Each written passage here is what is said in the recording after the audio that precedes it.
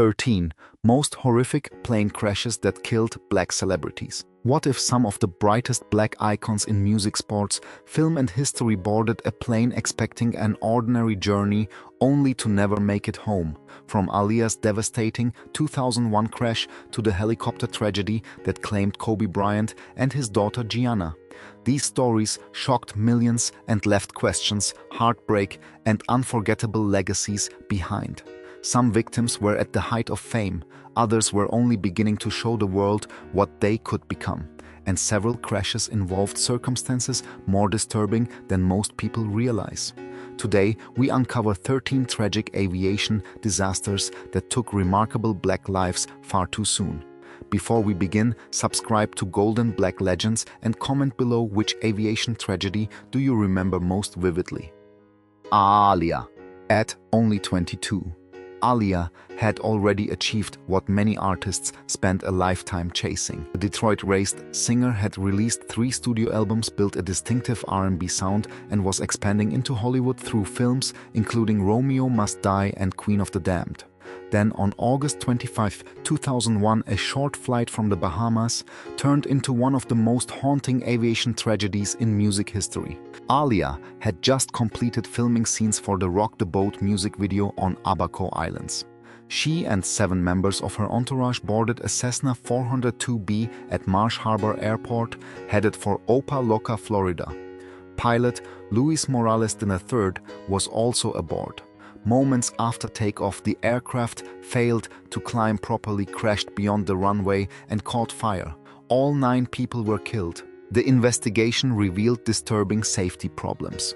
According to the accident findings cited in the transcript, the aircraft was approximately 941 pounds over its maximum allowable takeoff weight, while its center of gravity was calculated about 4.4 inches beyond the permitted aft limit. Investigators also determined that Morales was not properly qualified under the operator's authorization to fly that aircraft and had falsified parts of his documented flight experience.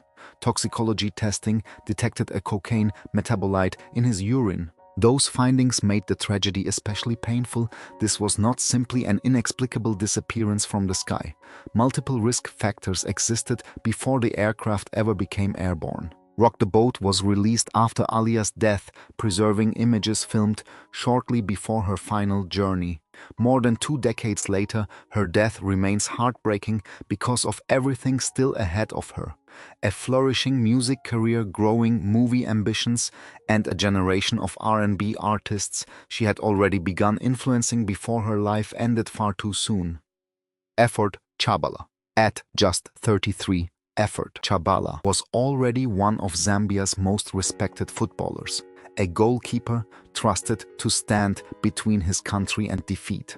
Known for his composure and athleticism, Chabala represented Zambia for years and appeared at the 1988 Seoul Olympics, where his team stunned Italy 4-0. But on April 27, 1993, his life ended in a catastrophe that devastated an entire nation. Zambia's national team was traveling to Dakar for a 1994 World Cup qualifier against Senegal. Their aircraft, a Zambian Air Force de Havilland Canada DHC-5D Buffalo, required several refueling stops during the journey. Problems with the aircraft had already been noticed before it reached Libreville, Gabon, yet the flight continued. Shortly after taking off from Libreville, the left engine failed and caught fire. According to the Gabonese investigation described in the transcript, the pilot then mistakenly shut down the functioning right engine. With effective power from both engines lost, the aircraft plunged into the Atlantic Ocean, roughly 500 meters offshore. All 30 people aboard were killed, including 18 Zambian players. Investigators also identified a faulty warning indication and pilot fatigue as contributing factors. The disaster did more than take Chabala's life. It destroyed the core of a national team chasing Zambia's first World Cup appearance. There was no championship match, no final save, and no opportunity for farewell. Instead, Chabala and his teammates became national symbols of unimaginable loss. They were later honored at Heroes Acre near Independence Stadium in Lusaka. For Zambia, April 27, 1993 remains far more than a date in aviation history. It represents the night an entire football dream disappeared over the Atlantic and Effort Chabala, one of the men who had protected Zambia's goal, never came home. Otis Redding. Otis Redding was only 26 when a freezing Wisconsin lake silenced one of soul music's most powerful voices. By December 1967, Redding was entering what could have become the defining period of his career. His performance at the Monterey Pop Festival had introduced him to a broader audience, and only days before his death, he had recorded a striking new song, "Sittin' on the Dock of the Bay." On December 10, Redding boarded his Beechcraft H-18 with members of his backing band, the Bar-Kays, for a flight from Cleveland to Madison, Wisconsin. They were traveling to another performance, an ordinary part of life for musicians constantly moving between cities. But as the aircraft approached Madison, something went terribly wrong. Approximately 3 miles from Truex Field, the plane descended into Lake Monona. Redding pilot Richard Fraser, road manager Matthew Kelly, and 4 members of the Bar-Kays were killed. Trumpeter Ben Cawley became the sole survivor, escaping the wreckage and remaining afloat until rescuers reached him. What caused the crash remains one of the unsettling aspects of Redding's story. The investigation classified the probable cause as undetermined. The aircraft's left engine and propeller were never recovered, limiting investigators' ability to reconstruct exactly what happened during those final moments. Then came a heartbreaking twist. "Sittin' on the Dock of the Bay" was released after his death and reached #1 on the Billboard Hot 100. Redding had achieved the greatest pop chart success of his career but never lived to experience it. More than half a century later, the tragedy still carries an enormous sense of unfinished possibility. Otis Redding did not die at the end of a fading career. He died just as another door was opening. Bimbo Odukoya. At 45, Bimbo Odukoya had become one of Nigeria's recognizable religious and television personalities. As a pastor associated with Lagos's Fountain of Life Church, she became especially known for discussing marriage and relationships, reaching audiences beyond the walls of her congregation. Then in December 2005, an ordinary domestic flight ended her life. On December 10, Odukoya boarded Sosoliso Airlines Flight 1145 from Abuja to Port Harcourt. The McDonnell Douglas DC-9 carried 110 people, including many students returning home for the Christmas holidays. Most of the journey passed routinely. The danger emerged as the aircraft approached Port Harcourt International Airport in difficult weather. During the final approach, the aircraft descended dangerously low. It struck the ground roughly 70 meters to the left of runway 21 before its tail hit a concrete drainage culvert. The aircraft broke apart, fuel spilled, and fire consumed much of the wreckage. Odukoya initially survived the impact and was pulled from the wreckage alive. Her injuries, however, were catastrophic. She died the following day, December 11th, at age 45. Ultimately, 108 of the 110 people aboard lost their lives.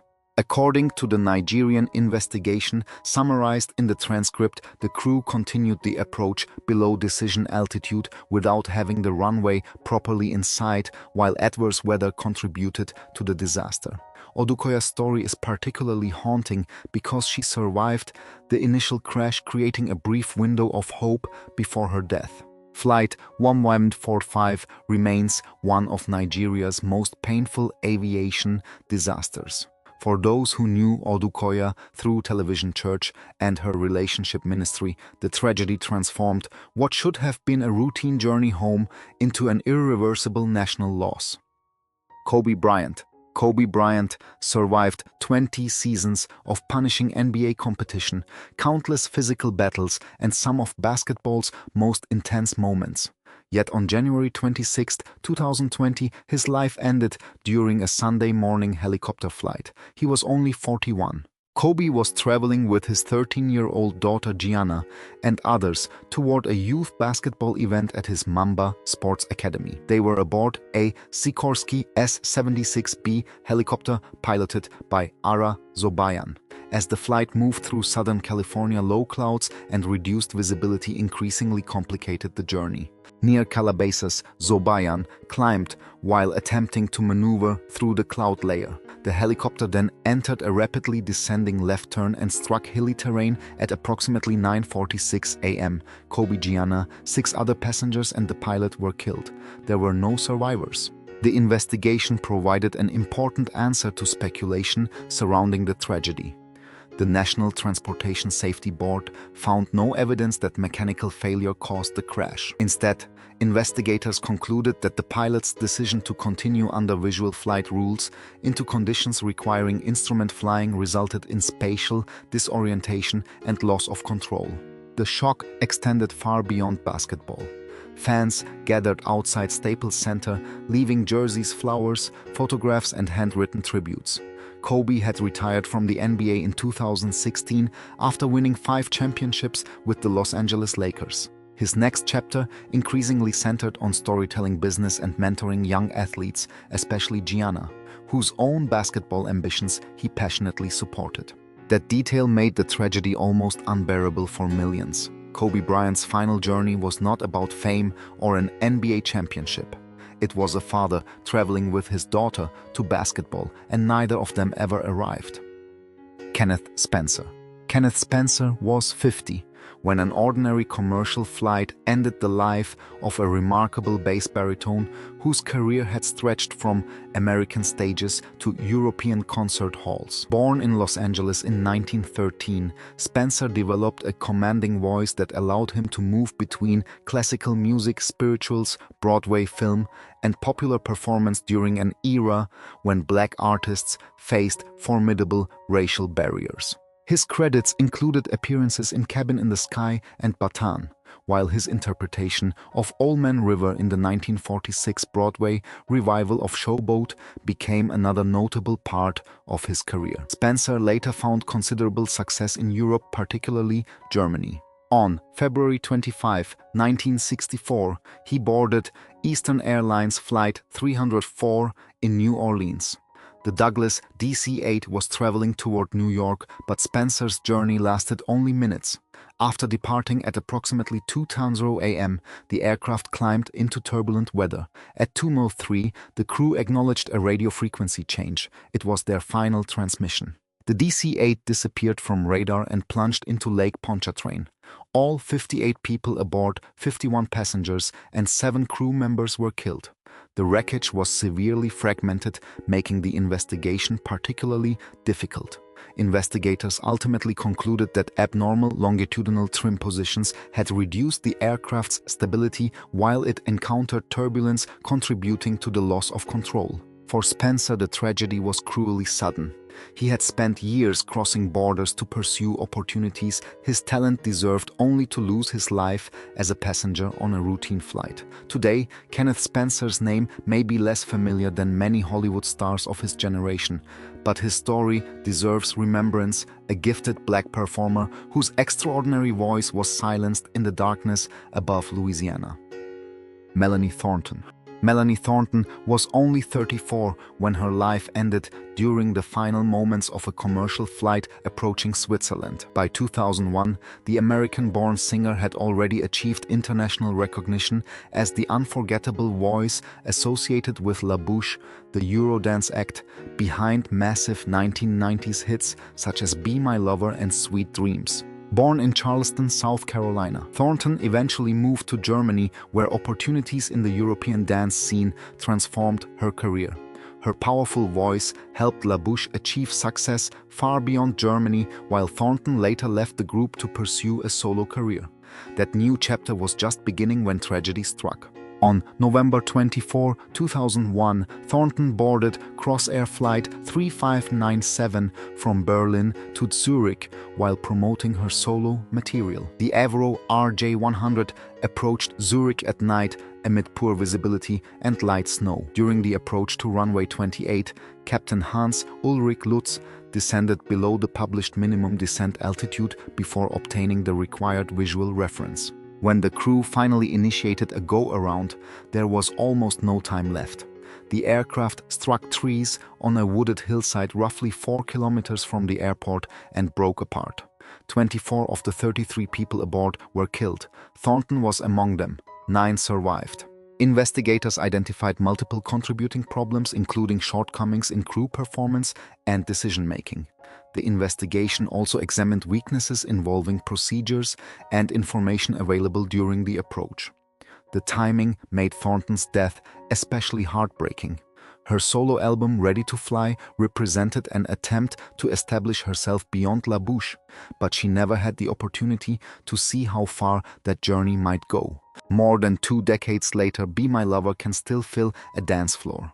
Behind that familiar voice is the memory of Melanie Thornton, a Black American singer who found international fame in Europe only to lose her life at 34 during a flight that was almost at its destination. Roberto Clemente. Roberto Clemente was 38 when he boarded a cargo plane on New Year's Eve, 1972. The Pittsburgh Pirates superstar had already secured his place in baseball history, reaching exactly 3,000 career hits in his final regular season appearance. But the flight that ended his life had nothing to do with baseball. Clemente was trying to help people devastated by an earthquake. After a powerful earthquake struck Nicaragua on December 23, Clemente organized humanitarian aid for survivors. Reports that earlier supplies were being mishandled convinced him that he should personally accompany another shipment. On December 31, Clemente boarded a Douglas DC-7 at San Juan, Puerto Rico. The 4-engine aircraft was carrying relief supplies toward Nicaragua, but there were serious warning signs surrounding the flight. The aircraft had a history of mechanical problems, and investigators determined that it was overloaded by more than 4,000 pounds. Shortly after takeoff, the crew experienced engine trouble. Witnesses saw the aircraft struggling before it descended into the Atlantic Ocean off Puerto Rico. Clemente and the other 4 people aboard were killed. Despite extensive searching, Clemente's body was never recovered. The tragedy created one of baseball's most painful stories because of why he was aboard that aircraft. Clemente was not traveling to a game vacation or business meeting. He was accompanying emergency supplies to people he believed needed his personal protection and assistance. He was posthumously elected to the Baseball Hall of Fame in 1973 after the usual 5-year waiting period was waived. Clemente's death therefore remains inseparable from his character. One of baseball's greatest Black Latino stars lost his life not while pursuing another achievement, but while trying to deliver hope to strangers suffering hundreds of miles away. Gordon Parks Jr. Gordon Parks Jr. was only 44 when a plane crash in Kenya ended a filmmaking career that had helped shape the emerging world of Black cinema. As the son of legendary photographer and filmmaker Gordon Parks, he carried a famous surname, but he was building a creative identity of his own. His defining achievement arrived with 1972's Superfly. The crime drama became one of the most recognizable films associated with the blaxploitation era, while Curtis Mayfield's celebrated soundtrack achieved an extraordinary cultural life of its own. Parks Jr. continued directing throughout the decade, working on films including 3 the Hard Way and Aaron Love's Angela. By 1979, his career had taken him to East Africa for another film project. On April 3, 1979, Parks Jr. boarded a chartered aircraft in Kenya with 3 other people. They were traveling from Nairobi toward a filming location near the Ugandan border when their journey ended abruptly. The aircraft crashed shortly after takeoff near Nairobi. Parks Jr., cinematographer, Peter Gilfillian, pilot, Henry Whitelock, and another passenger were killed. There were no survivors. Unlike several famous aviation disasters, the surviving public record did not produce a definitive explanation for what brought the aircraft down. That uncertainty adds another layer of sadness to a life interrupted while Parks Jr. was still actively creating. His death also left an unavoidable question: what films might have followed. At 44, Parks Jr. should have had years to develop beyond the genre most closely associated with his name. Instead, Superfly became an enduring centerpiece of his legacy. Today, Gordon Parks Jr. deserves recognition not merely because of his celebrated father, but because his own work captured a transformative moment when black filmmakers were fighting for greater control over how black stories appeared on American screens. Calvin Cal Jones. Calvin Cal Jones was only 23 when he boarded a commercial aircraft in December 1956. He had already accomplished something historic in American college football, yet his professional future had barely begun. What should have been another routine journey instead became one of Canada's deadliest aviation disasters of its era. Jones starred as a guard for the University of Iowa. In 1955, he became the first African-American to win the prestigious Outland Trophy awarded to the nation's outstanding interior lineman. He also earned consensus All-American honors, twice establishing himself as one of Iowa football's greatest players. On December 9, 1956, Jones boarded Trans-Canada Airlines Flight 810 in Vancouver. He was traveling toward California, where he intended to join former Iowa teammates preparing for the Rose Bowl. The Canadair North Star departed Vancouver carrying 62 people. During the flight, the crew encountered difficult conditions involving turbulence and icing. After reporting a suspected fire in the number 2 engine, they shut it down and began returning toward Vancouver. They never made it back. Flight 810 struck Mount Sless in British Columbia. Everyone aboard was killed. The remote location made the disaster even more haunting. The wreckage was not discovered until May 1957, months after the aircraft disappeared. Investigators could not establish one definitive cause, with severe weather and the difficulties facing the aircraft during its return among the factors considered.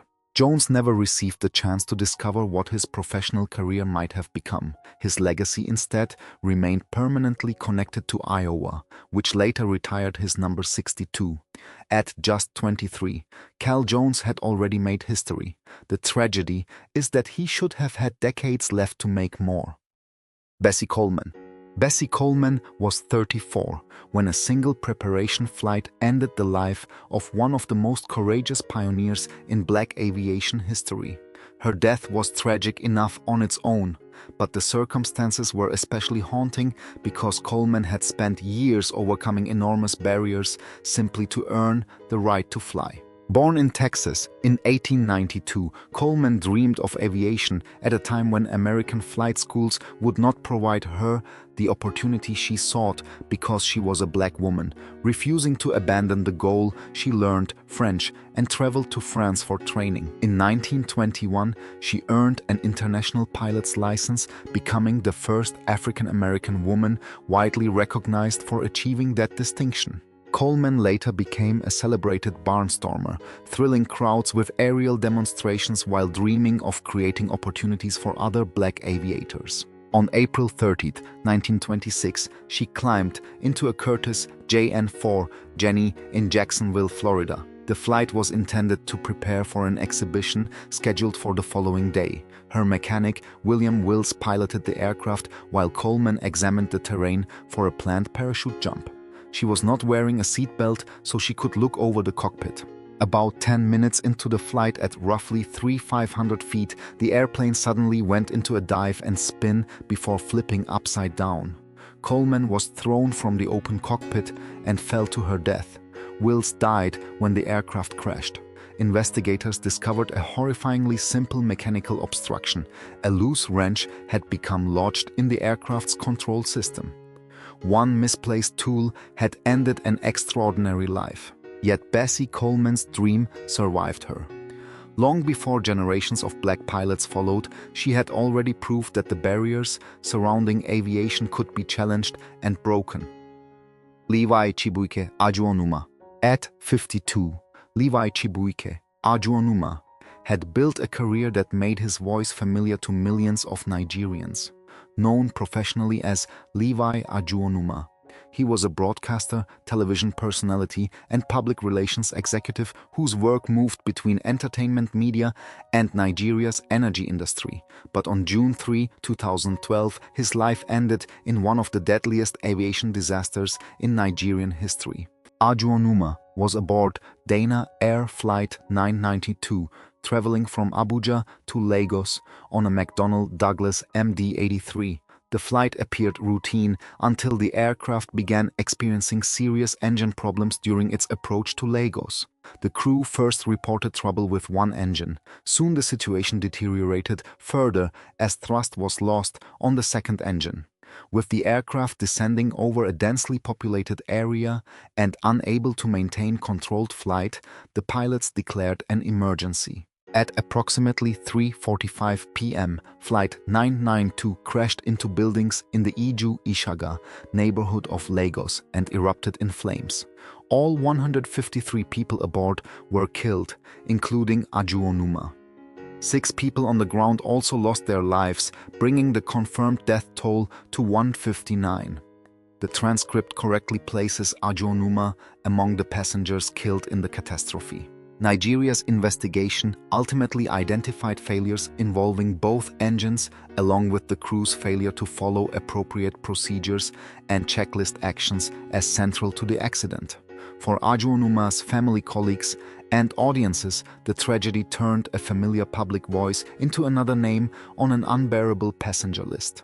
His story also reminds us why Dana Air Flight 992 remains so deeply remembered. It was not merely an aircraft lost in an isolated location. The plane came down directly into a Lagos neighborhood, bringing catastrophe from the sky into people's homes. Lemuel Steeples. Lemuel Steeples was just 23 when his life ended thousands of miles from home. Unlike many celebrities whose fatal flights came after decades of fame, Steeples was still at the beginning of his story, a gifted American boxer whose greatest opportunities appeared to be waiting directly ahead.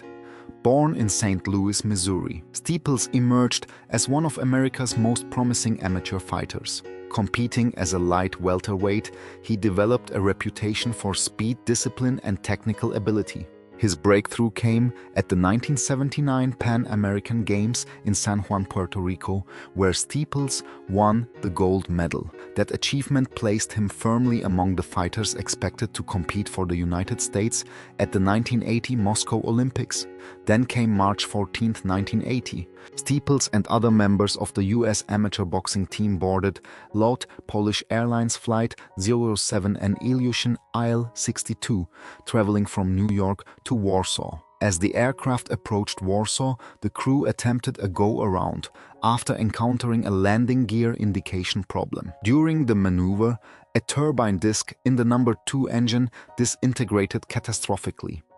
Debris damaged neighboring systems, severed critical control components, and contributed to the loss of control. The aircraft crashed near Warsaw's Okęcie Airport. All 87 people aboard were killed, including Steeples and other members of the American boxing delegation. His death became even more poignant because the United States ultimately boycotted the Moscow Olympics.